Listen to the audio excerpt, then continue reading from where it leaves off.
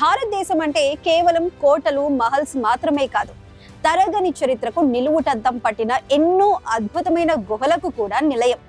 ప్రకృతి ఒడిలో ఒదిగి చరిత్ర పుటలను తమలో దాచుకున్న ఈ గుహల సహజ సౌందర్యం మాటలకు అందనిది. అలాంటి కొన్ని అద్భుతమైన గుహల గురించి ఇప్పుడు తెలుసుకుందాం.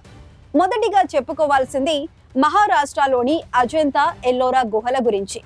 ఔరంగాబాద్ కు 100 కిలోమీటర్ల దూరంలో ఉన్న ఈ గుహలు పర్వతాలను తొలిచి చెక్కిన అద్భుత కళాఖండాలకు పెట్టింది పేరు.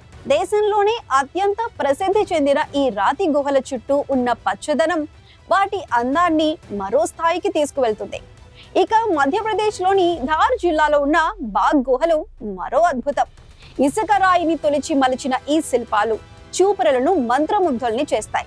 మొత్తం 9 గుహలుంటే వాటిలో 6 మాత్రమే నేటికి చెక్కు చెదరలేదు. దీనికి సమీపంలో ప్రవహించే బాగ్ నది ఈ ప్రదేశానికి మరింత శోభను తెచ్చిపెట్టింది. కర్ణాటకలోని బాదామి గుహలు 6వ శతాబ్దంలో చాళుక్య రాజవంశం మనకు అందించిన చారిత్రక సంపద. ఇక్కడ హిందూ, జైన, బౌద్ధ మతాలకు సంబంధించిన అద్భుతమైన శిల్పకళ కనిపిస్తుంది.